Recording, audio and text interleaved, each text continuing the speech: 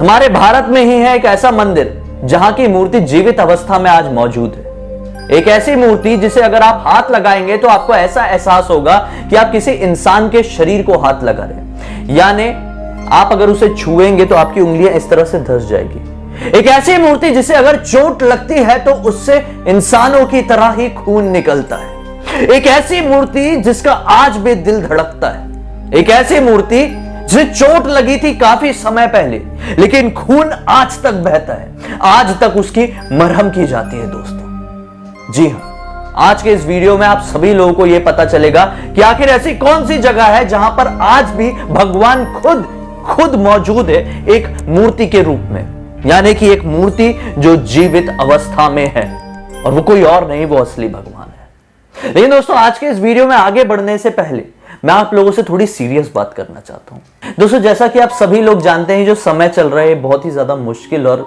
अजीब समय है। इस समय में हर एक इंसान को एक दूसरे की मदद की जरूरत है, और ऐसे समय में हम इन्फ्लुएंसर्स ऐसे लोगों की मदद कर सकते हैं जिन्हें कोरोना में प्लाज्मा की जरूरत है। जी हाँ दोस्तों, प्लाज्मा ये होता है, दरअसल अगर कोई भी इंसान है, उसे अगर 2-3 महीने पहले कोरोना हुआ था और वो रिकवर कर चुका है, तो वो अपना प्लाज्मा डोनेट कर सकता है ऐसे इंसान को जिसे अभी कोरोना है।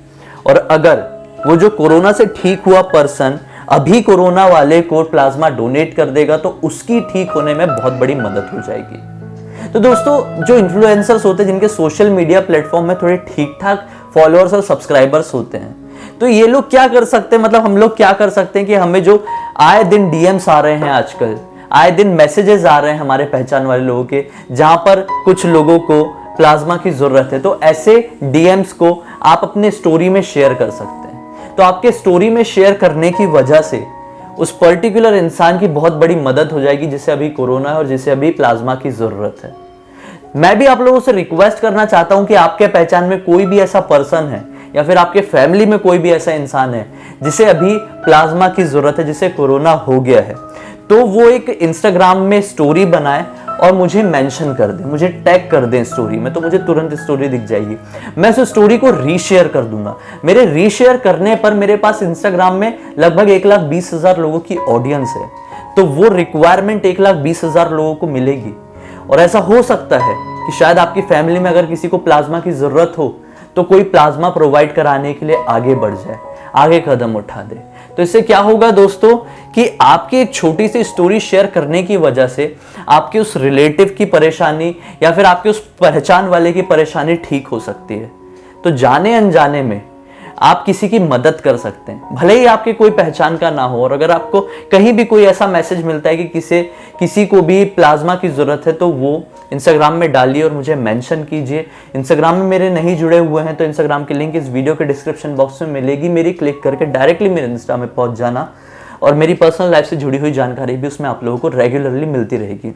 ये समय बहुत कठिन है, लेकिन इस समय से, इस मुश्किल सिचुएशन से हम लोग ओवरकम कर सकते हैं अगर हम लोग एक दूसरे का साथ निभाते हुए आगे बढ़े। तो दोस्तों, मैं आप लोगों को बता दूं, तेलंगाना के मल्लूर नाम की पहाड़ियों में स्थापित है भगवान नरसिंह का एक ऐसा मंदिर जहां की मूर्ति आज भी जीवित अवस्था में मौजूद है। इस मूर्ति को अगर कोई भी इंसान हाथ लगाता है तो उसे ऐसा एहसास होता है जिस तरह से वो एक इंसान को हाथ लगा रहा है। जैसा कि आप लोग जानते हैं कि हर एक मूर्ति पत्थर की होती है और पत्थर को आप हाथ लगाएंगे तो आपको ठोस लगेगा और आपकी उंगली इस तरह से धंस नहीं सकती।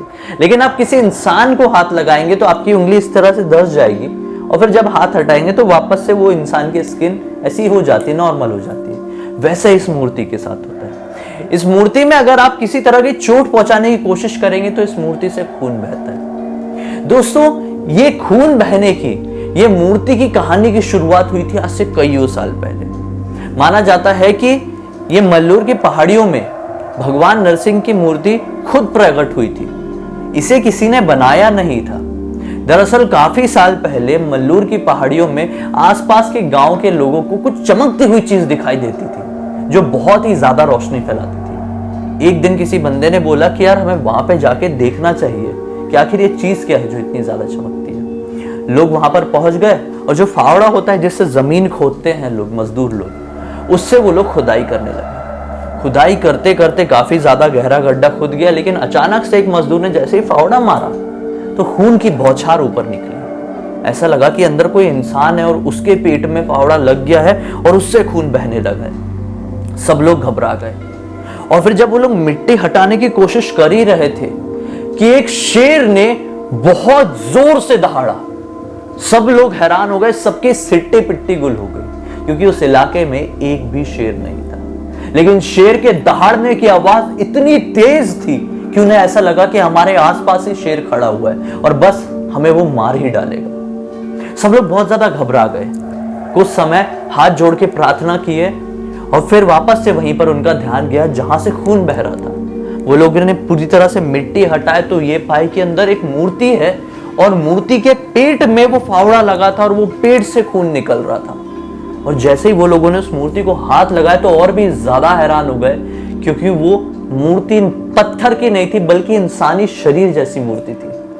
वो उसे उठा के एक मंदिर में स्थापित कर दिए और इस मंदिर का पूरी तरह से निर्माण कर दिए। फिर काफी समय बाद यहाँ पर तरह तरह के चमत्कार भी हुए। काफी समय बाद एक किसान आया, किसान जो कि बहुत ज्यादा गरीब था, बहुत ही ज्यादा लाचार था।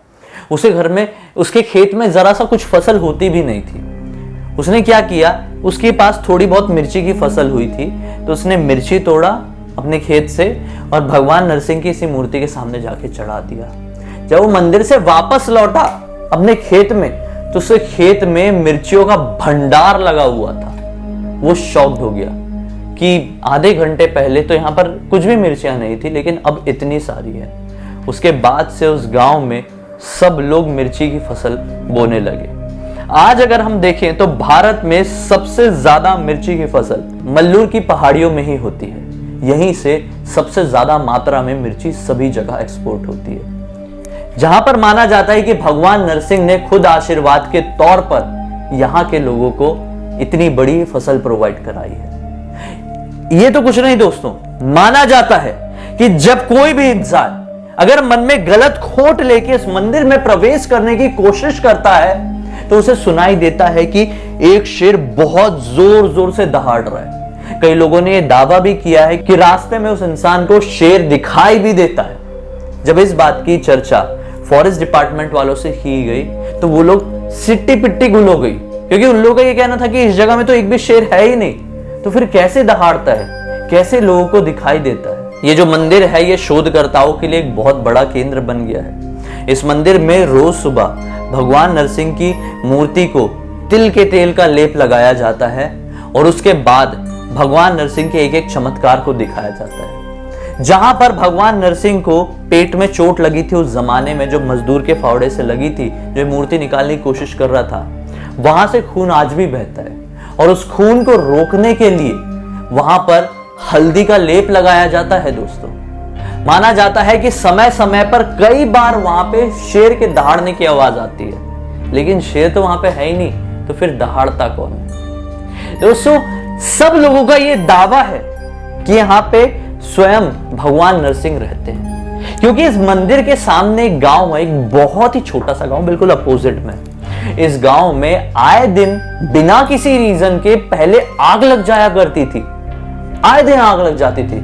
लोग टेंशन में जाते थे कि यार इतनी आग लगती कैसे है, गलती तो कुछ होती नहीं है, सब लोग इतने संभल के रहते हैं, कुछ समझ में नहीं आ रहा था। फिर गांव के लोगों ने एक पंडित को बुलाया, एक बड़े पंडित को, उससे चर्चा की तो पंडित ने बताया कि जो सामने भगवान नरसिंह का मंदिर है उसमें जो मूर्ति है वो अभी गुस्से में है। जैसा कि आप लोग जानते हैं कि भगवान नरसिंह का जो रूप है वो बहुत ही ज्यादा गुस्से वाला है।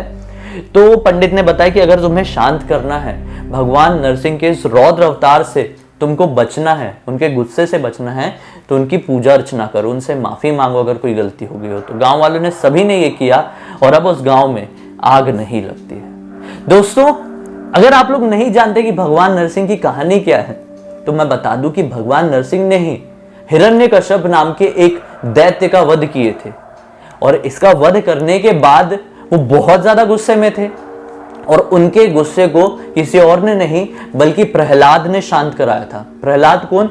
हिरण्यकश्यप का बेटा, जो कि असुर यानी कि दैत्य लोगों के वंश में ही पैदा हुआ था, लेकिन वो भगवान विष्णु का बहुत बड़ा भक्त था।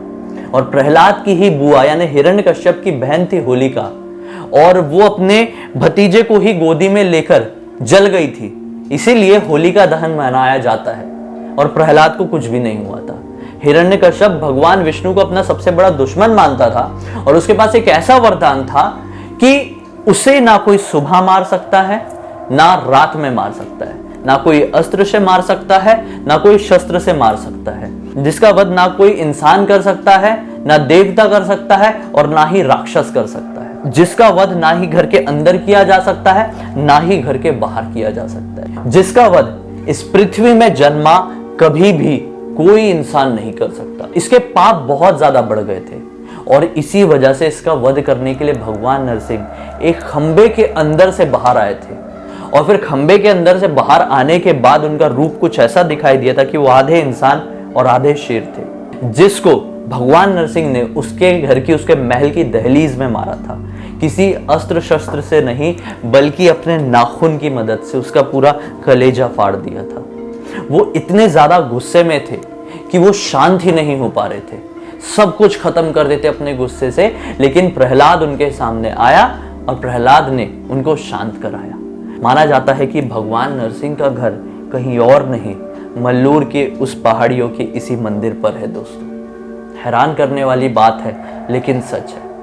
इसके अंदर की गुत्थी आज तक कोई नहीं सुलझा पाया है कि आखिर ये कैसे पॉसिबल है। हर एक तरह का विज्ञान, हर एक तरह के साइंटिस्ट यहाँ पर अपने घुटने टेक देते हैं दोस्तों। मुझे उम्मीद है कि आपको मेरा आज का वीडियो अच्छा लगा होगा। अच्छा लगा है तो इस चैनल को सब्सक्राइब करके बेल आइकन को दबा के ऑल के ऑप्शन में क्लिक करना, क्योंकि इसी तरह के हैरान कर देने वाले और बहुत ही ज्यादा खौफनाक वीडियोस मैं रेगुलरली आप लोगों के पास लेकर आते रहता हूं दोस्तों।